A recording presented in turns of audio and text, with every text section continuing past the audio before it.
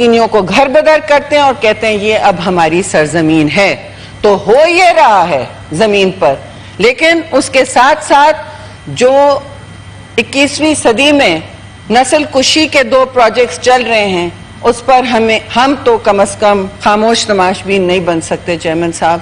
اور آپ سے میں ضرور یہ کہوں گی کہ ہم نے آج ریزولوشن تو پاس کیا ہے، ہماری کوشش ہونی چاہیے کہ ہر سیشن میں اس پر ہم ضرور بات کریں اور ان کی حوصلہ افزائی کریں، کیونکہ وہ ہماری طرف دیکھتے ہیں اور کہتے ہیں کہ کم از کم پاکستان جو ہے وہ ایک مسلم ملک ہے جو کھڑا ہے. بہت بہت شکریہ چیئرمین. پہلوان شاہ, she is the mover.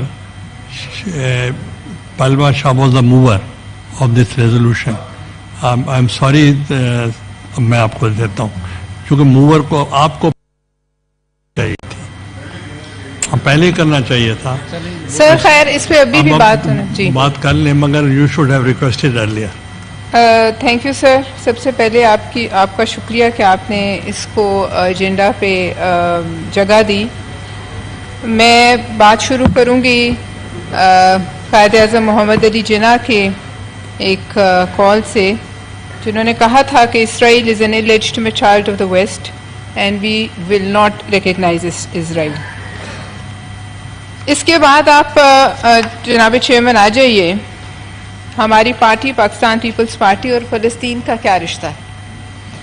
Pakistan Peoples party اور فلسطین کا رشتہ 6 دہائیوں پر محیط ہے، اور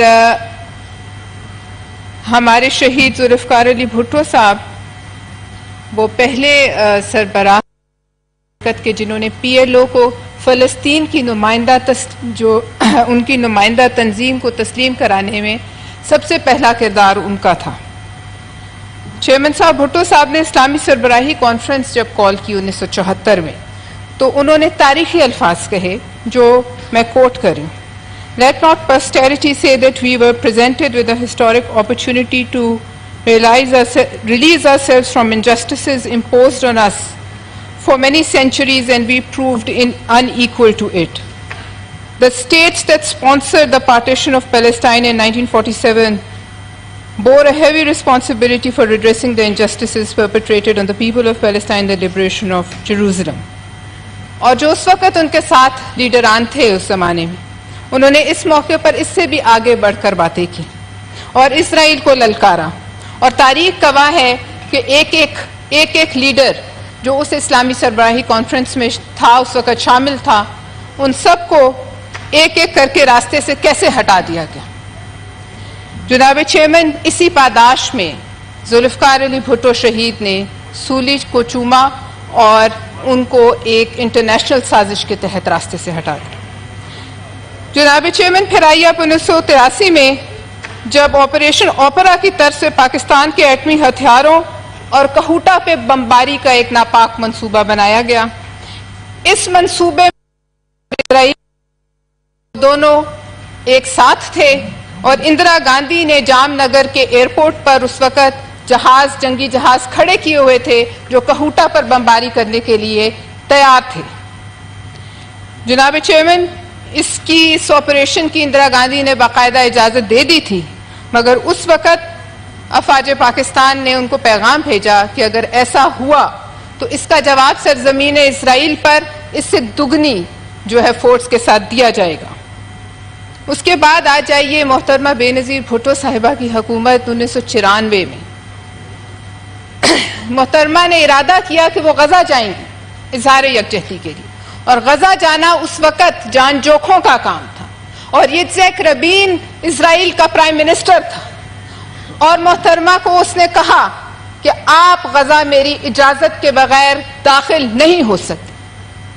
تو محترمہ بے نظیر بھٹو شہید نے کہا کہ میں فلسطین کی سرزمین پر جانے کے لیے کسی غاصب سے اجازت نہیں لوں. جناب چیئرمین، یہ سب تاریخ گواہ ہے کہ اس قسم کی دلیری کی توقع اسی طرح کے لیڈروں سے کی جا سکتی تھی، اور تاریخ ہمیشہ دلیر حکمرانوں کو یاد رکھتی ہے. بزدلوں کی جگہ صرف تاریخ کے کوڑا دان میں ہوتی ہے، اس سے آگے کہیں نہیں ہوتی.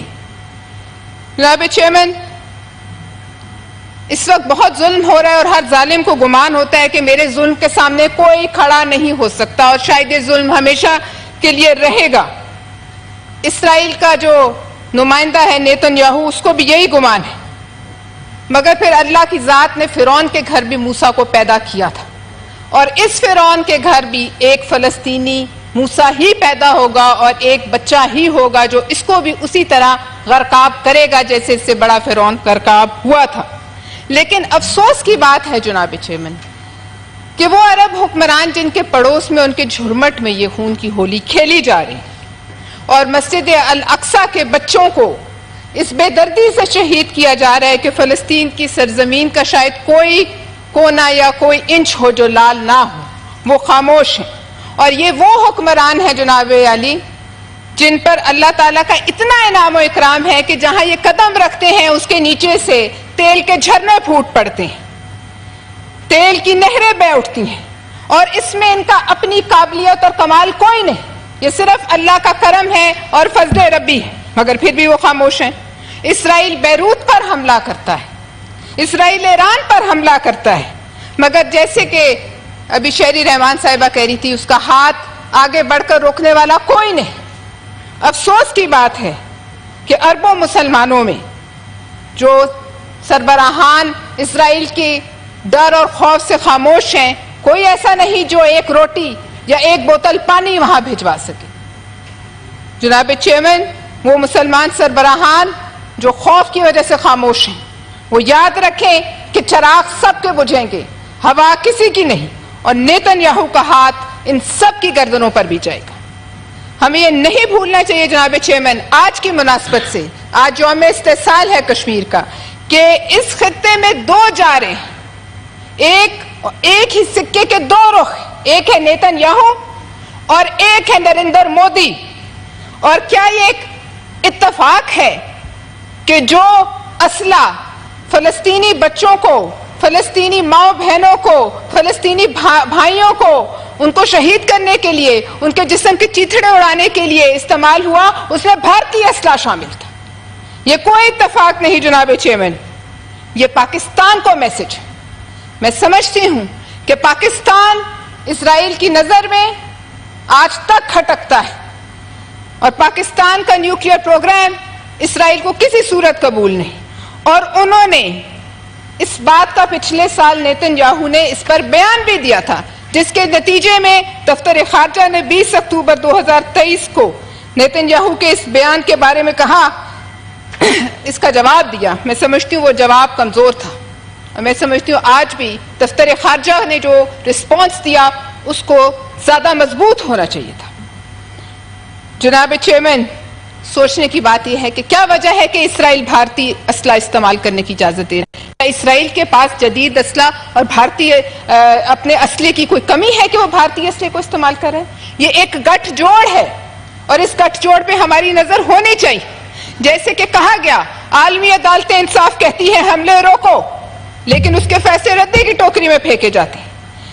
UN نامی تنظیم کی کوئی حیثیت نہیں، OIC مردہ ہو چکی، اور اگر ان میں کچھ غیرت ہو تو وہ خود ہی تحلیل ہو جائے. ان کا کوئی حیثیت نہیں، ان کے الفاظ کی کوئی حیثیت نہیں، وہ جو مرضی کہتے رہیں اس کی کوئی حیثیت نہیں، کیونکہ وہ کچھ کر نہیں سکتے. کوئی شک نہیں چیئرمین صاحب کہ غزہ آج کا ہماری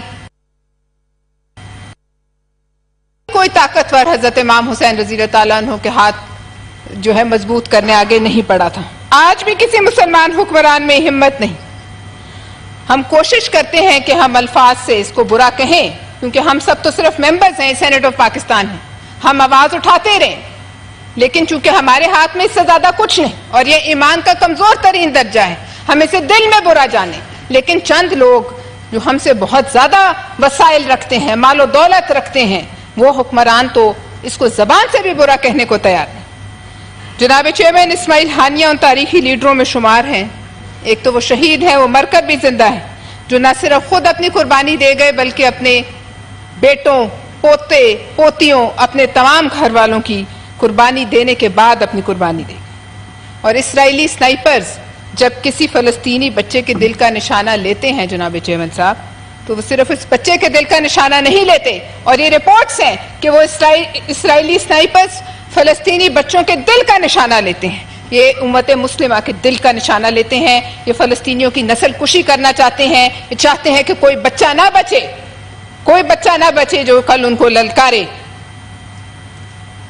اور یہ وہ واحد جنگ اور مارکہ ہے تاریخ میں شاید جس میں ایک طرف مہلک ترین جدید ترین اسلحہ ہے اور دوسری طرف نہتے دودھ پیتے بچے ہیں. ایسا مارکہ شاید ہی شرمناک مارکہ تاریخ نے کبھی دیکھا ہو. جناب چیئرمین صاحب، آج یوم استحصال کشمیر ہے، لیکن ایک بات میں کہوں گی، آج ایک چھوٹی سی خوشخبری ہے کہ پاکستان کی ایک دشمن حسینہ واجد بھاگ کے بھارت میں پناہ لینے پہ مجبور ہو گئی. انشاءاللہ مودی اور یہ نیتن یاہو اور اپنے بغل بچے مودی کے بھارت میں وہ وقت دور نہیں ہے کہ یہ وہاں جا کر پناہ لینے پر مجبور ہوگا. بہت شکریہ.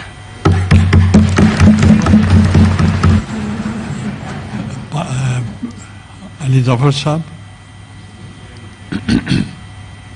On behalf of all the senators, I'd like to salute the brave people of Kashmir who are fighting oppression, barbarism اس کا and genocide. پروسیجر میں بتا دوں جی کہ جو ریزولوشن پہلے پہلوان شاہ نے موو کیا ہے اس کا ابھی آئی پٹ ٹو دا ہاؤس، وہ اڈاپٹ ہو جائے تو پھر آپ وہ موو کریں.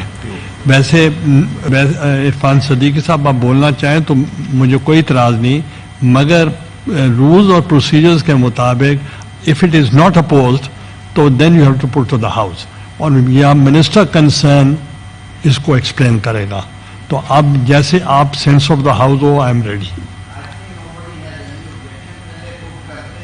جاتی ہے پھر بات کر کوئی اگر بولنا چاہے. نہیں، بولنا چاہنے کا یہ ہوتا ہے کہ پروسیجر یہ ہے کہ اب پھر جب کسی نے اپوز ہی نہیں کیا then the minister will speak اگر if he wants to, otherwise I put to the house. یہ resolution it's not opposed. I now put the resolution before the House. Those who are in favor of the resolution may say aye. Those against it may say no. I think the ayes have it.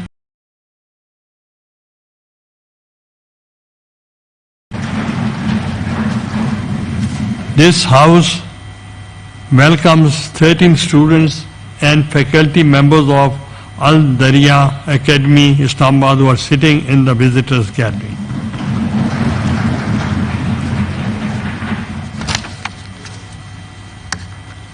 Please move. Kashmir resolution. Janaab Chairman, as I started last few minutes ago, on behalf of the senators, I'd like to salute the people of Kashmir who are fighting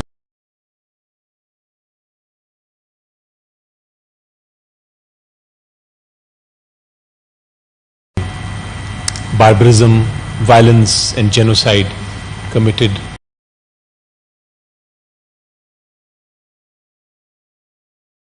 by the Indian forces. I am glad to inform you that unanimous resolution, I think all the political parties of Pakistan have gotten together in the Senate and have decided to, on this resolution, this has been signed by everyone. I will read it. Expressing solidarity with the oppressed